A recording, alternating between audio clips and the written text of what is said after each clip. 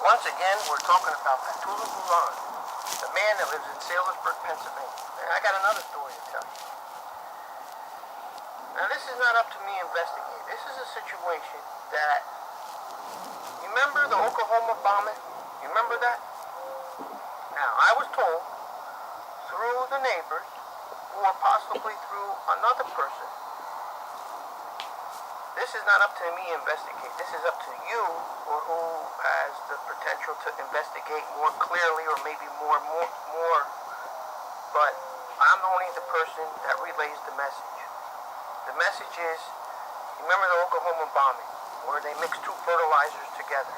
Okay, why would Fethullah Gulen's people go ask a farmer how to mix two fertilizers together? Well, you know what, you could say maybe, they're growing stuff, they like vegetables. But, and then you have another thing to think about.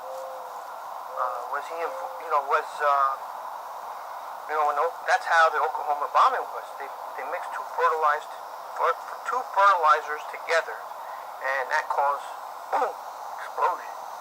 So, once again, that did not come from me. I just want to explain this to you. And you have all my videos. This is not from me. I'm not making up this story. I talked to neighbors. I talked to people that worked in the camp. I got letters, one letter, from a person that worked in Fethullah Gulen's compound. So this is not like a make-up story. This is not like a fairy tale story like you hear on TV, or you watch a TV show and it's like not true. Well, that's not to me to investigate. This is up to you to investigate. I investigate to a certain extent. I ask questions. That's what's wrong with this country. Nobody asks questions no more. They go home, watch their TV shows. They don't care what the government does. They don't care who comes in this country. But, well, here, let me tell you another story here. Say, for example, you get lost. Like you're driving and you get lost. Okay. You knock at someone's house. Hey, listen, how can I get to Fethullah Gulen's compound? Well, you take this street, you go down here, bing, bing, bing. Well, guess what? Fethullah sends flowers. So if you get lost and you're at Fethullah Gulen's compound, guess what you get? You get flowers, you get candy, and you get, like, whatever you want. Now, does that make sense? Now, look, I'm in another state. I said, can you tell me how to get to a location? I don't see anybody sending me flowers. Nobody. So it doesn't add up. Why does he need to pay everybody off? That's the big question. There's another, this is a big one. There was a limousine. Big limousine. The guy in the limousine was wearing, he looked like a person from Saudi Arabia. All the women that were in the limousine were in black with just their eyes showing. Got it? In black, just their eyes showing.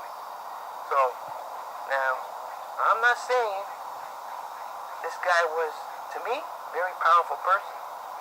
Remember, a lot of people go into Gulen's camp. A lot of people could be terrorists that went into Gulen's camp.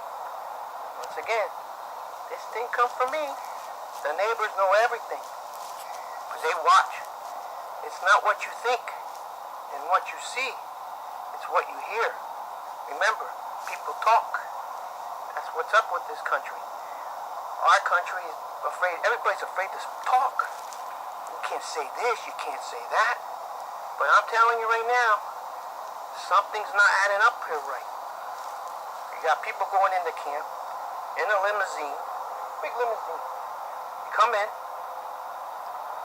and the guy's all dressed up. Looks like he just came out of Saudi Arabia, or whatever country he came from. I had no idea. And all the women, all black, just their eyes showing. Something doesn't add up right. You get lost, you get a bouquet of flowers. You get lost, you get candy. Fethullah Gulen pays everybody off, all about the money. They don't care about you as a human. He needs to pay everybody off to get him on his side. Remember the coup? Remember that? July 15th? Well, July 16th, he had all the cameramen, all the journalists talking. Why would he get up, get his blood pressure done prior to the interview? You know, like you have all the journalists standing in front of Fethullah Gulen. he's getting his blood pressure done in the interview. That's because he wants to show the American people, the Turkish people, that he don't feel good. He's sick. Wake up, Americans. This guy's an actor. When will you realize what you see on the outside is not on the inside? That's why come January 20th, 2016, Donald J. Trump has to send this man back to Turkey, or our country will be upside down in the years ahead. Please, this is all true. No make-up story here. The neighbors know everything that goes on in Saylorsburg, Pennsylvania.